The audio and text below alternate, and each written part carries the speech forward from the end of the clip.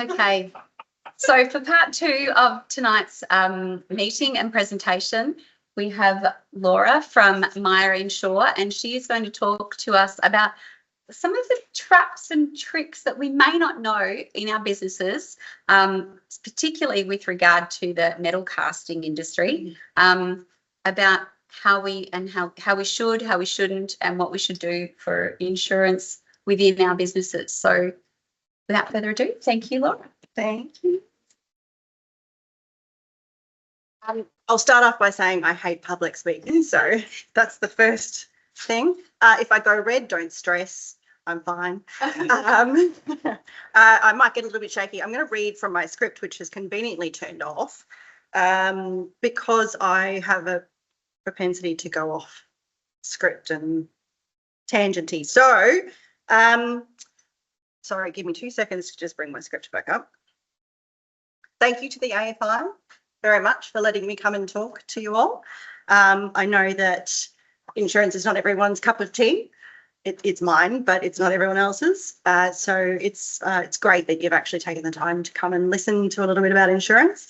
I've been to a few AFI events over the last little bit, and I love being involved in the community that is the AFI. Some of you might already know I'm Paul Hassell's partner from Hasco. So I've got a bit of a front row seat to Boundary Life, really, and that sort of started my interest in coming along to the meetings and the tours, which I really enjoy. And I know that insurance kind of ranks somewhere between doing your BAS and going to the dentist for most people. But thank you again for making the effort to come along. Today's session is it's about some of the small everyday decisions that can end up carrying more risk than you expect. So especially when you're not just making things, but when you're also advising, tweaking, aka designing, certifying or storing things. My goal is to raise a few ideas that you maybe haven't considered and get you thinking about whether your cover really has your back if something goes wrong. So, like I said, very quickly, a little bit about myself. I run Myer Insure, which is a boutique brokerage working with businesses of all sorts of industries across Australia. Includes manufacturing, engineering, industrial businesses, and among a lot of other things as well. I help people understand their risk and make sure that the cover that they've got actually lines up with how they operate in their businesses. I also look after the AFI's own insurance as well as Hasco and Quicksands. So I've had the chance to get a bit closer to the industry through those avenues. And doing that, I've seen how varied and technical the industry can be. So today's talk is more about raising awareness of a few exposures that I think a lot of people in the industry may not realise that they have, things that can easily slip through the cracks because they seem minor until they're not. Sorry. So most, hopefully all of you, probably have your basics covered. You've got your public liability, your product liability, some property insurance, equipment insurance. That's all pretty standard stuff. But here's the thing, just because you've got insurance doesn't always mean that you're covered for the stuff that actually goes wrong. Let's say a part fails in the field and your client loses a heap of production time. No one gets hurt. Physically, nothing breaks, but they're out of pocket and they're pointing the finger at you.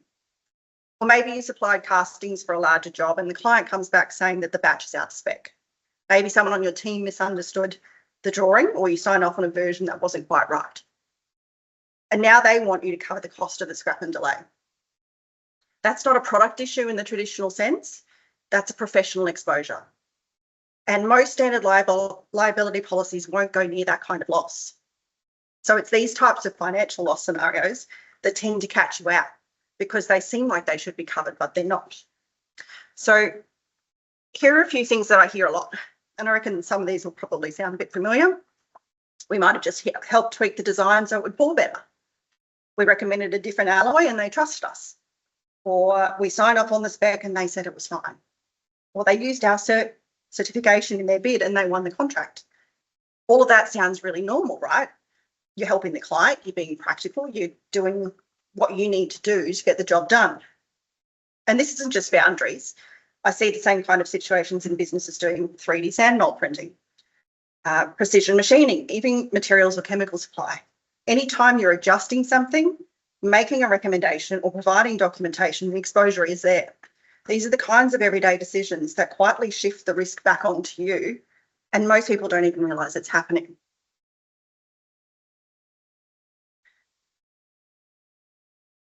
So let's slow down and look. Let's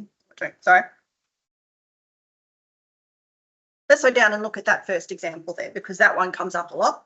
A client might send through a part to be cast, but the drawing's not quite right. Maybe there's a sharp corner, a thin wall, or a mould issue waiting to happen. So you suggest a tweak. You think in a wall, you add a draft, you clean up the radius, the client agrees, says go ahead, and you cast the part. Job's done, everyone's happy. But months later, the part fails in service. Now the client's pointing to your design tweak as the problem, even though they approved it, even though they asked for your input. Suddenly that helpful decision, the one that you made with full transparency and good intentions, is now the centre of claim. And this happens all the time. Not because you did anything wrong, but because the risk quietly shifted back onto you. And this is where things start to blur a little. A lot of businesses that I work with would say we're just manufacturers. We just make what the clients asked for. But in reality, most of you are doing a lot more than that. If you're recommending materials, giving feedback on the design, certifying specs, signing off on changes, that's not just manufacturing anymore. That's stepping into advisory territory. And this applies well beyond the foundry.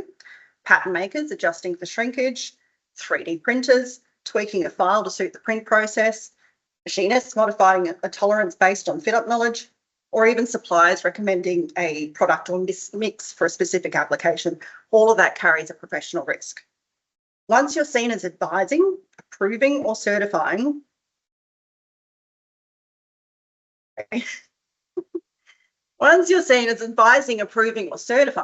your exposure changes. So you're now carrying what's called a professional risk, and that sits outside the standard public and products liability cover.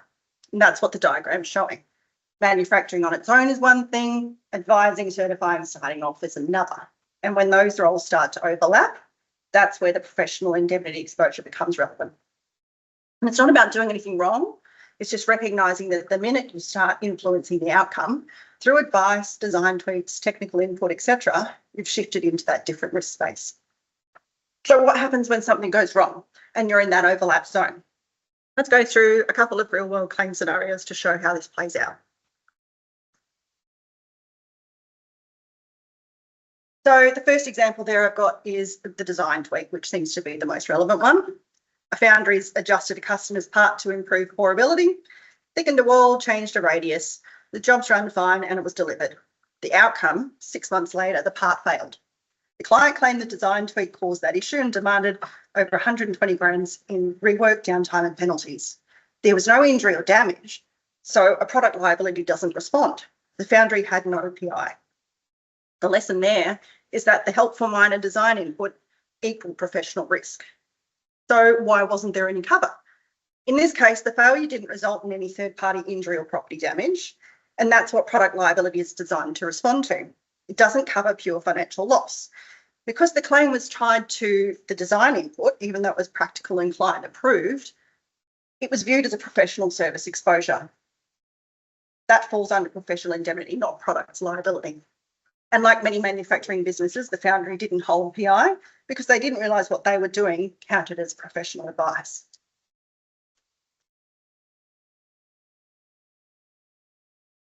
The second example there is a certification risk. Casting supplier provided dimensional compliance certs to their client. Cert was used to help win a contract. Months later, the part was audited and found not to meet one spec.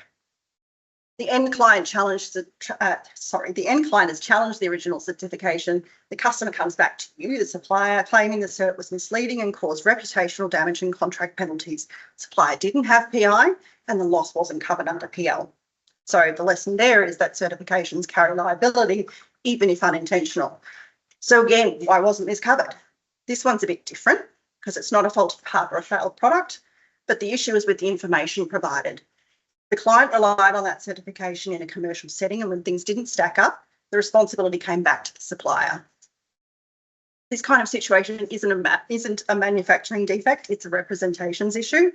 And from an insurance perspective, it falls into the same category as advice or approvals, and that means it's a PI exposure. So without a PI policy in place, there was no avenue for the insurer to respond, and even though the claim itself didn't involve any physical damage. So let's talk about where most standard policies will stop. And I'm going to hazard a guess that most jobbing boundaries and probably a few other businesses in the room might be in this particular boat. Your public and product liabilities policies will generally cover you if someone gets hurt or property gets damaged. Like if a casting fails and damages a machine or someone's injured as a result. That's the foundation of public liability, and it's pretty standard. Takes forever. But what happens if there's no injury or no damage? Just a financial loss, a batch that's scrapped, a delay that causes penalties, a spec that wasn't quite right, and the client wants compensation. Most standard liability policies don't cover pure financial loss. That's a big gap, and it's where PI cover usually steps in. Now, some policies include an errors and omissions extension, which is a good start, can offer limited protection for minor advisory or administrative mistakes, but it's not a substitute for full professional indemnity, especially if you're regularly involved in things like spec reviews, approvals, material recommendations, or design feedback. The cover is narrower and the limits are usually lower. Then there's the USA and Canada issue. A lot of policies will say they cover you worldwide, but what that really means is work done anywhere. If a claim is made against you from the US or Canada, it's often excluded entirely or only covered if you've specifically added it. And that matters even if you're not exporting directly. If your part, material, or documentation ends up in a product going offshore, the risk could still come back to you. So again, it's not about whether your policy is good or bad, it's about whether it's actually designed for how you work. So let's put some real life context about these risks that I've been talking about, because that's where it starts to feel pretty real. So what if there's a fire in your pattern store or your tool room or your workshop and your client's patterns or your jigs are lost? They might be worth thousands or just be completely irreplaceable. If they're not listed anywhere on your policy, are they actually covered? What if you help tweak a casting design or a mould geometry, maybe to make it printable or pourable, and it fails in service months later? Even if the client approved the change at the time, they might still come back and say, well, you advised us, this is on you. Or maybe a batch gets scrapped because of a misread spec, a machining issue, or a tolerance assumption. There's no injury, but the client's demanding a full rework on your dime. Then there's certification. You issue a test result or a compliance cert or a dimensional report, and your client uses that in a tender. It's challenged down the line, and now they're saying it was incorrect or misleading. These kinds of claims don't usually come from disasters. They come from the normal day-to-day work, the helpful decisions, the collaborative moments, the signed-off tweaks. And when something goes wrong, even a small input, especially one that's documented, can become the centre of the claim. This is where gaps in cover often show up, not because you don't have insurance or because the wrong policy was responding. But because the wrong policy was responding or the right one wasn't in place. So let's go back to that pattern store fire for a second, because this is where the fine print really starts to matter. And we all know insurance is all about fine print. A lot of people assume that if customer goods are on site, that they're automatically covered.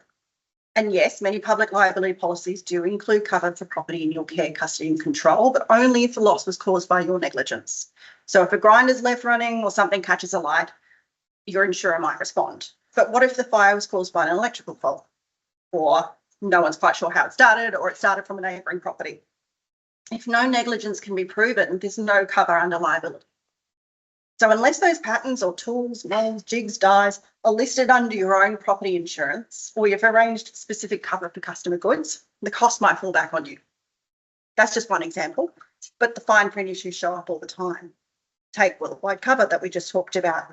Sounds good, but you check the jurisdiction section and many policies only respond to claims made in Australia or New Zealand.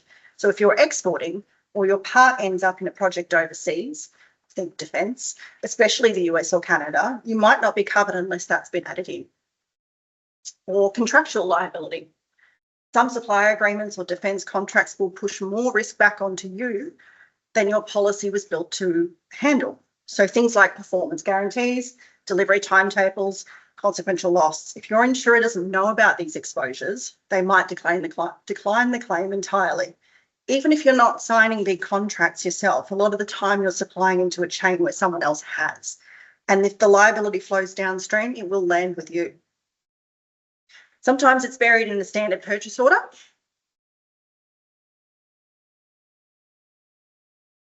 Or procurement platform if you use one, but it still creates an obligation your insurer may not be aware of. So it's always worth sending those terms through to your broker, even if it's just a PO.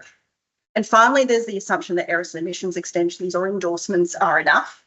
They're helpful, yes, but they're not a substitute for full PI, especially if you're giving advice, certifying outcomes, or making recommendations.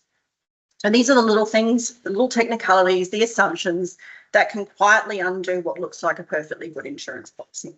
And it's not about scare tactics, it's making sure that your insurance matches the way that you actually do business. So let's bring it back to what you can actually do with all of this. You don't need to become an insurance expert, but you do need to have a good understanding of how your business actually operates and whether your insurance reflects that. So start by asking yourself, are we just making parts, or are we also advising, certifying, tweaking, signing off on anything? Are we storing customer-owned tools, patterns, jigs, or equipment on site? Are we exporting directly, or are our parts, moulds, or materials ending up overseas through the supply chain?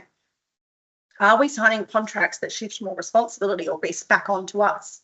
If the answer to any of those is yes, doesn't necessarily mean you're exposed, but it does mean it's worth checking that your cover has kept up with your business. So once you've had a bit of time to think about how your business really works, these are the 5 questions I'd be asking your broker. And again, this isn't about buying more insurance. It's about making sure that what you have is actually going to respond when it matters. So you need to ask them, do we have PI? And if not, do we need it? If you're tweaking designs, recommending materials, signing off certs, that's advisory work. So product liability is not going to respond to that type of claim, so you need to ask the question. Are we covered for financial loss claims or just injury and property damage? The client scraps a batch, or loses money from downtime, that's not necessarily covered unless your policy is set up to handle that. Does our policy cover claims made in the USA or Canada if something goes wrong offshore? So even if you're not exporting directly and your parts end up in a machine that does, the claim could still come back to you. Are customer-owned goods on site, like patterns or tooling, actually covered, and under what conditions? Some policies will only cover them if you're found negligent, others won't cover them all unless you've listed them specifically. What does our policy say about contractual liability, especially if we're signing supplier terms or defence contracts? Even a simple PO can include terms that shift responsibility onto you, and your insurer may not cover those extra obligations unless they've been disclosed. So these questions don't need to be complicated, but they can be the difference between a smooth claim and a really expensive surprise. And I'll start wrapping it up. If there's one thing I hope that you take away from tonight, it's that most big insurance issues don't start with a major disaster. They always start with something small. So it might be a design tweak, a signed off certificate, a suggestion on materials, or a batch that's just slightly off. The everyday stuff, the helpful, normal decisions that can quietly shift the risk back onto your business. And that's why it's so important to make sure that your insurance reflects how you actually work today. You don't need to overhaul everything. You just need to ask the right questions. And if something doesn't feel quite right, get a second opinion. I'm always happy to chat, even if it's just to talk through a scenario or give your covers a quick once over. So thank you so much for having me. I've really enjoyed putting this together. Like I said, I don't get the chance to waffle on about insurance very often, so it's a bit fun. And I hope that it's given you a few useful things to think about. My goal today was just to get you to help you look at risk a little bit differently and to make sure you're not caught out by something small that snowballs into something bigger. If you've got any questions, whether it's now, later tonight, or sometime down the track, I'm always happy to chat. And if there's a scenario you're not sure about, or you just want to bounce something off, come say hi or scan the QR, which will take you to my website. All my contact details are there. And again, thank you very much to the AFI for having me and for including me in the community over the last little bit as well.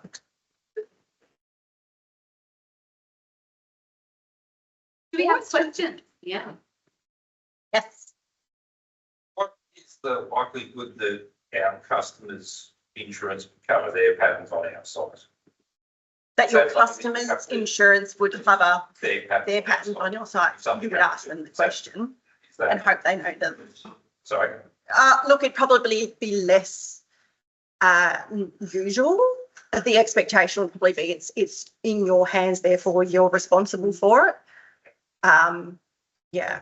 So the majority of your standard public and products liability, whether that's in a standard business pack format for smaller sort of businesses or something a bit more tailored and bigger, is going to include goods in care, custody and control. So there's a sublimit already included in there, which you would use for this sort of thing, right?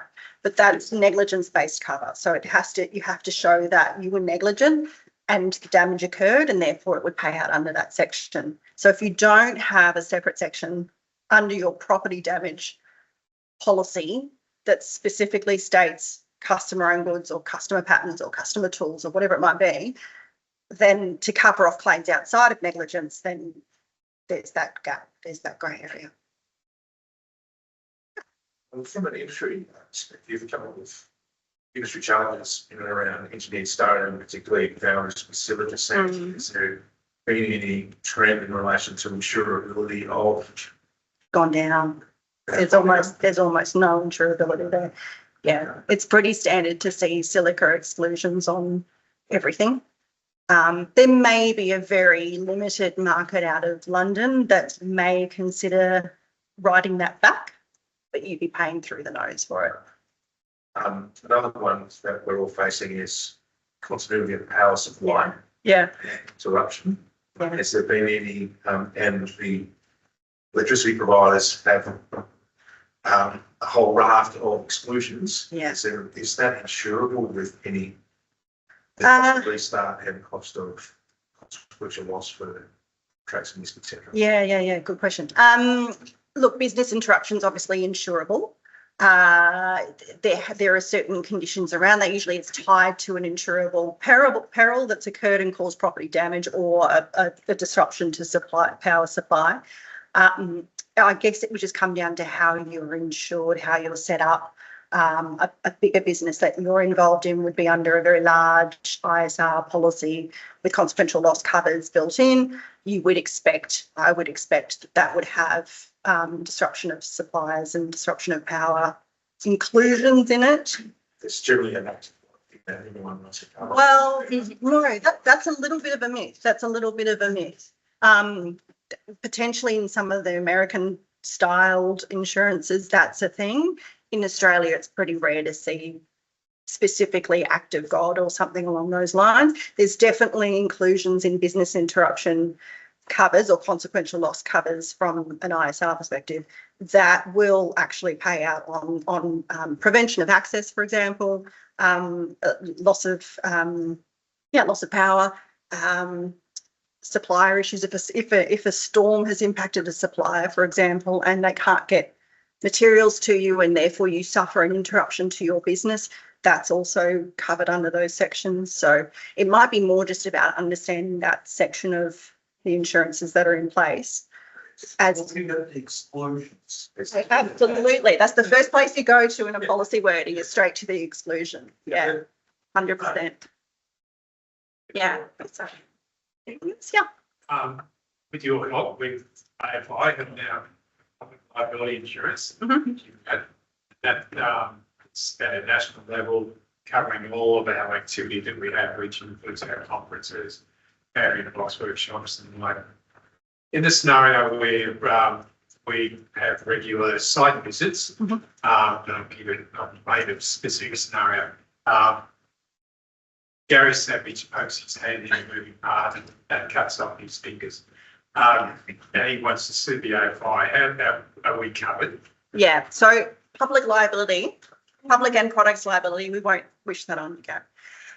Is a negligence-based coverage, third-party injury, property damage and injury to third parties. So if in the course of you providing your event under the AFI, Gary or an acceptable third party sticks their hand into something where it shouldn't be and injures themselves, that's 100% a public liability claim. So it's responding to, you can't sue yourself, so you can't, if Amber was to do something to injure herself, you wouldn't be able to use that policy on yourself because you're effectively suing yourself, which you can't do. But definitely third parties, someone outside of your organisation, if they're injured or their property is damaged, yes. Just in general, say a lot of same sort of issue, but physical injuries, one thing, and that's very clear. Yeah. What about mental health type issues or stress type It's a issues? good question. So as in a third party holding at the AFI responsible for or someone at the AFI. Yeah, I can't imagine a scenario that would Yeah. come up. Yeah. That's stress organised.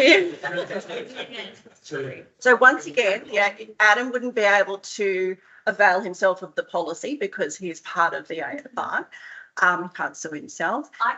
Potentially. Absolutely. Well, I guess if there was, well, you could argue that's mental injury, couldn't you?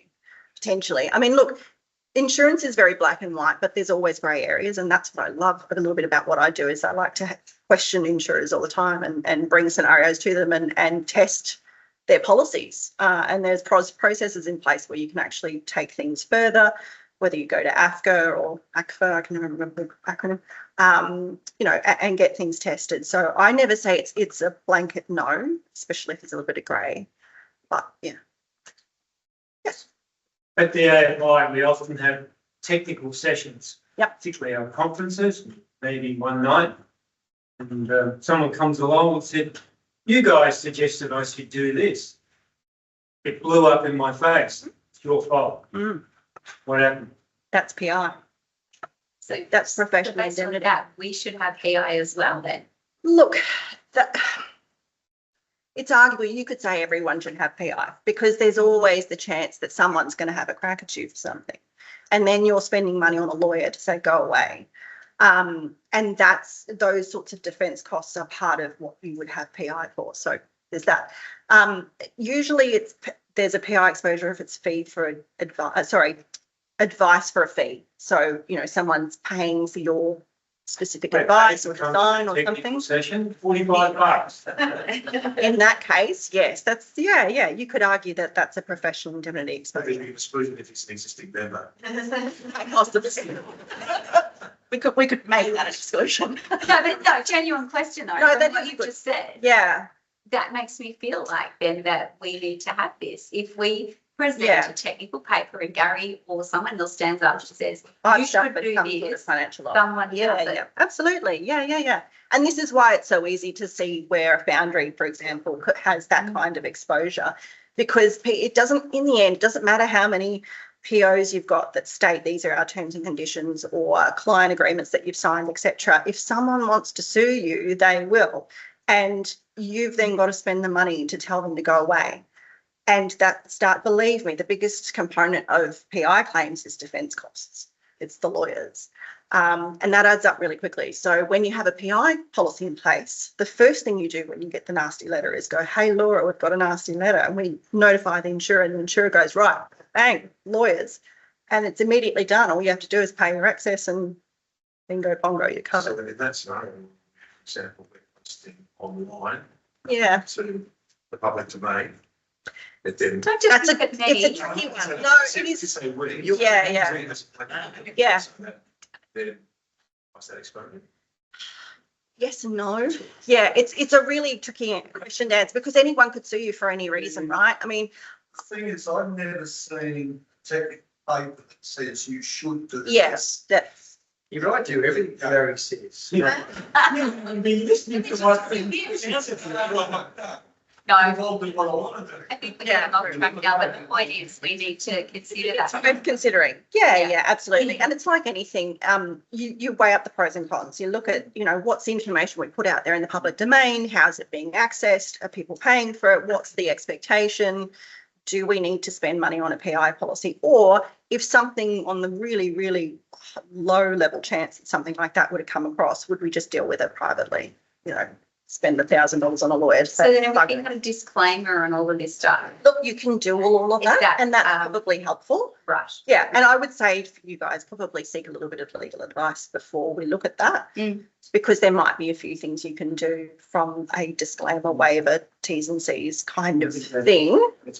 Yeah, This question relates to the liability we would have if we were running an event.